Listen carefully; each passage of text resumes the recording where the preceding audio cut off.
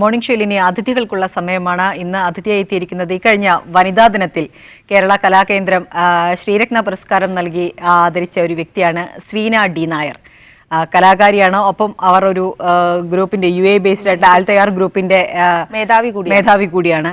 സ്വീന, സ്വാഗതം മോർണിംഗ് ഷോയിലേക്ക്. നമസ്കാരം. ആദ്യം തന്നെ പുരസ്കാര ജേതാവായതിന്റെ അഭിനന്ദനങ്ങൾ. നമുക്കെല്ലാവർക്കും അറിയാം, കലാകേന്ദ്രം ഏർപ്പെടുത്തുന്ന അവാർഡിനൊരു ഒരു പ്രസക്തി എന്ന് പറഞ്ഞാൽ ഒന്നിലധികം മേഖലകളിൽ സജീവമായിരിക്കുന്ന സ്ത്രീകൾക്കാണ് അത് നൽകാറുള്ളത്. ജോലിയും അതുപോലെ തന്നെ എക്സ്ട്രാ കരിക്കുലർ ആക്ടിവിറ്റീസ്, അതിപ്പം നൃത്തം, സംഗീതം തുടങ്ങിയ മേഖലകളിലെല്ലാം. ഇപ്പം സ്വീനയാണെങ്കിൽ ഒരു ഡാൻസറാണ്.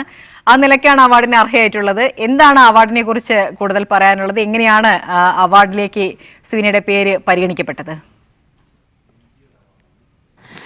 ആദ്യമായി ഈ അവാർഡ് തന്ന കേരള കലാകേന്ദ്രം ഭാരവാഹികളോട് നന്ദി പറയുന്നു.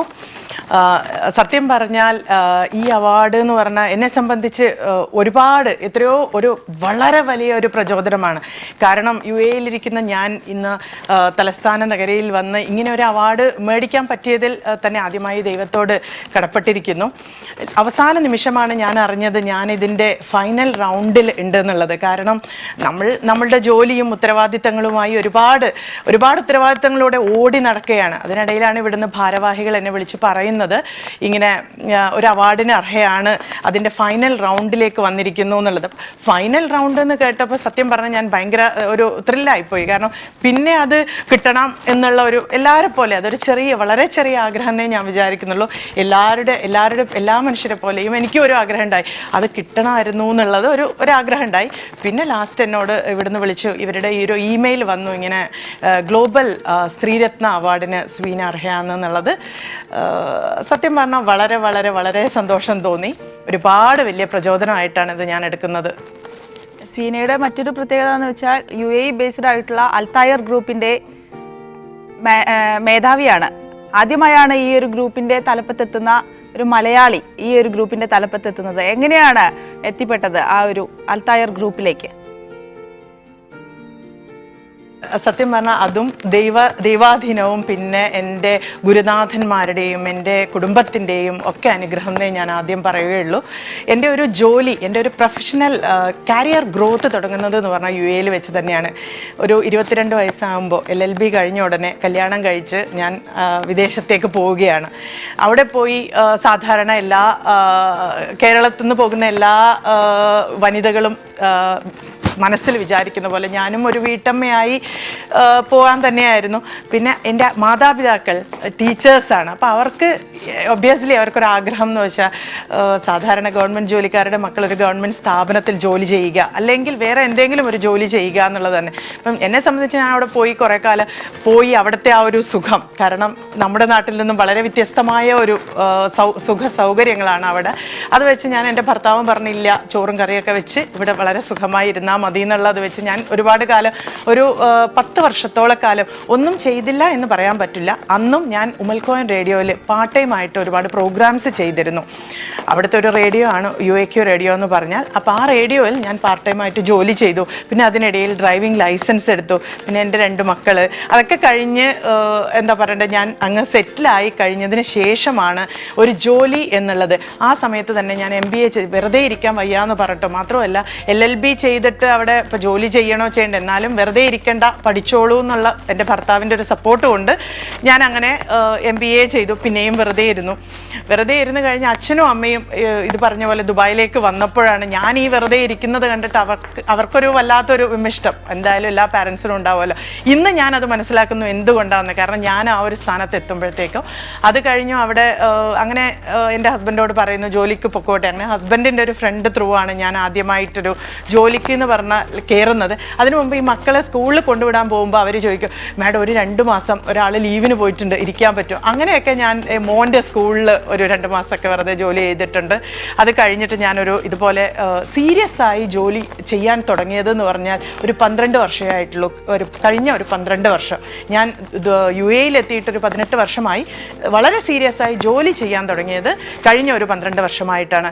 ഞാൻ ഇതുപോലെ ഇന്ത്യൻ ബേസ്ഡ് ആയ ഒരു ട്രാവൽ കമ്പനിയിൽ സെയിൽസ് മാനേജറായിട്ട് ഞാൻ ആദ്യം ഒരു ബിസിനസ് ഡെവലപ്മെൻറ്റ് ഡിപ്പാർട്ട്മെൻറ്റിലേക്കാണ് ജോയിൻ ചെയ്തത്. അത് കഴിഞ്ഞ് ഞാൻ അവരുടെ സെയിൽസ് മാനേജർ UAE ആയി.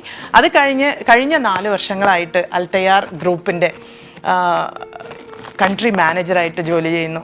സത്യം പറഞ്ഞാൽ അത് ഒരുപാട് സന്തോഷമുള്ള ഒരു കാര്യം തന്നെയാണ്. ഇതാണ് എൻ്റെ ജോലിയിലുള്ള എൻ്റെ ഒരു ഉത്തരവാദിത്തമുള്ള ഒരു ജോലിയാണ്. ഒരു സ്ഥാപനത്തിന്റെ കൺട്രി മാനേജർ ആവുക, അതുപോലെ UAE പോലുള്ള ഒരു സ്ഥലത്ത് ആ ജോലിയിൽ തുടരുക എന്നൊക്കെ പറയുമ്പോൾ പിന്നീട് എപ്പോഴാണ് കലാപരമായിട്ടുള്ള ഡാൻസറാണ് അതിനുള്ള സമയം കണ്ടെത്തുന്നത്? നേരത്തെ സൂചിപ്പിച്ചതുപോലെ ചെറിയൊരു ഇടവേള എന്തായാലും കലാരംഗത്തിനും വന്നിട്ടുണ്ടാകും ഇതിനിടയ്ക്ക്.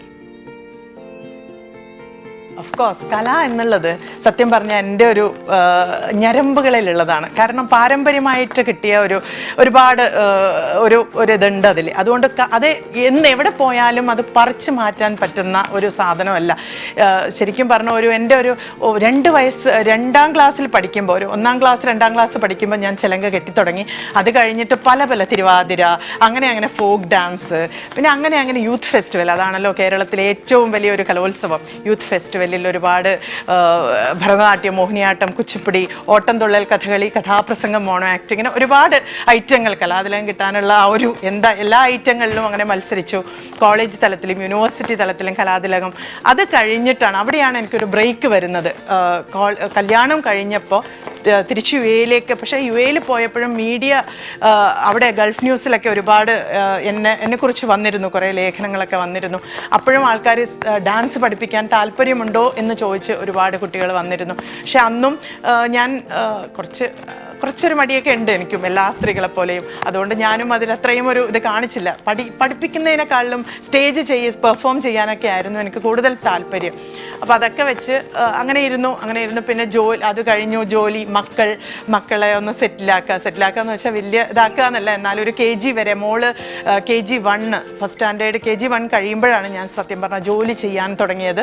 അപ്പോൾ അങ്ങനെ ആ ഒരു ലെവലിലേക്ക്. പിന്നെ ഇപ്പോൾ എന്ന് വെച്ചാൽ ഞാൻ സത്യം പറഞ്ഞാൽ ദൈവം സഹായിച്ച് വളരെ നല്ല സെറ്റിൽഡാണ്. കാരണം ഒരുപാട് സപ്പോർട്ട് ചെയ്യുന്ന ഭർത്താവ്, അതുപോലെ എൻ്റെ എല്ലാ കാര്യങ്ങളിലും എൻ്റെ കൂടെ നിൽക്കുന്ന വളരെയധികം ശക്തിയും എൻ്റെ ഒരു കോൺഫിഡൻസും തരുന്ന പാരൻസ്, എൻ്റെ സഹോദരനായാലും ശരി, തീർച്ചയായിട്ടും സ്വിനയെ പോലെയുള്ള ആളുകൾ കലാരംഗത്ത് തീർച്ചയായിട്ടും എത്തണമെങ്കിൽ കുടുംബത്തിനകത്തുള്ള ഒരു പിന്തുണ അത് തന്നെയാണ് ഏറ്റവും പ്രധാനപ്പെട്ട ഒരു കാര്യം. അതിനോടൊപ്പം തന്നെ വളരെ തിരക്കേറിയ ഒരു ജോലിയാണ്. നമ്മൾ നേരത്തെ സൂചിപ്പിച്ചു, സ്വിനയുടെ തന്നെ UAE കൺട്രി മാനേജർ എന്നെല്ലാം പറയുമ്പോൾ ആ ഒരു ജോലിക്കുള്ളൊരു പ്രത്യേകത കൂടി പരിഗണിക്കേണ്ടതുണ്ട്. എന്തായാലും അതിനെല്ലാം കവച്ചു വെച്ചുകൊണ്ട്, അല്ലെങ്കിൽ അത്തരം തിരക്കുകളെല്ലാം ഒരു സ്ത്രീ എന്തായാലും ആ ഒരു സ്ത്രീരത്ന പുരസ്കാരത്തിന് അർഹയാണെന്ന് തന്നെയാണ് തോന്നുന്നത്. പിന്നെ ഡാൻസ് പ്രോഗ്രാം എന്ന് പറയുമ്പോൾ UAE-യിലേക്ക് സെറ്റിൽ ചെയ്യുന്ന സ്ത്രീകൾ സാധാരണഗതിയിൽ അത്യാവശ്യം കലാപാരമ്പര്യമൊക്കെ ഉള്ള സ്ത്രീകളാണെങ്കിൽ അവർ തീർച്ചയായിട്ടും അവിടെ എത്തുമ്പോൾ ഓപ്റ്റ് ചെയ്യുന്ന ജോലികളിൽ ഒന്ന് ഡാൻസ് ടീച്ചർ ആവുക, അല്ലെങ്കിൽ അത്തരത്തിലുള്ള ഏതെങ്കിലും ഇൻസ്റ്റിറ്റ്യൂഷൻസിൽ ഭാഗമാവുക എന്നുള്ളതാണ്. സ്വീന തീർച്ചയായിട്ടും അതിൽ നിന്ന് വ്യത്യസ്തമായാണ് സഞ്ചരിച്ചത്, ചിന്തിച്ചത്. എന്താണ് അതിൽ നിന്ന് മാറി ചിന്തിക്കാനുള്ള ഒരു കാരണം? അതല്ലേ ഒരു തിളക്കം എന്ന് വിശ്വസിക്കുന്ന ഒരാളാണ്. Dance is my passion. പക്ഷേ ജോലി, അത് ആ ഒരു പ്രൊഫഷൻ എന്ന് പറയുന്നത് സംതിങ് വെരി ഡിഫറെൻറ്റ്. അപ്പം എന്നെ സംബന്ധിച്ച് പ്രൊഫഷണലി എൻ്റെ ഒരു പാഷനും കൊണ്ട് നടക്കുന്നതാണ് കൂടുതൽ താല്പര്യം എന്ന് വിചാരിച്ചിട്ട് തന്നെയാണ്. പിന്നെ ഞാൻ പറഞ്ഞില്ലേ, കുടുംബത്തിൻ്റെ സപ്പോർട്ട്, ആ ഒരു സപ്പോർട്ട് വളരെ വലുതാണ്. അപ്പോൾ അതൊക്കെ കൊണ്ട് നീ ജോലിക്ക് പോയാലും ഡാൻസ് പറ്റുമെങ്കിൽ ചെയ്തോ എന്നുള്ളതല്ല. കഴിഞ്ഞ 2 കൊല്ലം മുന്നേ ഞാൻ എൻ്റെ നാട്ടിൽ കഥകളി ചെയ്തു. ക്രമീരവധത്തിൽ ലളിത എന്ന അത് ചെയ്തിട്ടാണ് ഞാൻ വീണ്ടും എൻ്റെ കലാരംഗത്തേക്ക് തിരിച്ചു വന്നത്. അതൊക്കെ കൊണ്ടാണ്, അല്ലാതെ ഡാൻസ് ഒരു തൊഴിലാക്കി എടുക്കുന്നതിൽ കൂടുതൽ ഇങ്ങനെ കൊണ്ടുപോകാനാണ് എൻ്റെ ഒരു താല്പര്യം. വിദേശത്ത് എത്ര പ്രോഗ്രാം ചെയ്തിട്ടുണ്ട് ഇതുവരെ? വിദേശത്ത് അങ്ങനെ ഭയങ്കരമായി പ്രോഗ്രാം ചെയ്തിട്ടില്ല. അതിനേക്കാളിലും കൂടുതൽ ഞാൻ നാട്ടിലാണ് പ്രോഗ്രാം ചെയ്യാറ്. ഇപ്പോൾ കഴിഞ്ഞ വർഷം ഞാനും മോളും കൂടെ ചെയ്തു. അത് ഏറ്റവും വലിയ സന്തോഷമുള്ള കാര്യം. കാരണം എന്നെക്കാൾ അല്ലെങ്കിൽ എൻ്റെ അത്രയും എൻ്റെ മകൾ വളർന്നു എന്നുള്ള ആ ഒരു ഇതാണ്. ഞങ്ങൾ രണ്ടുപേരും ചെയ്തു.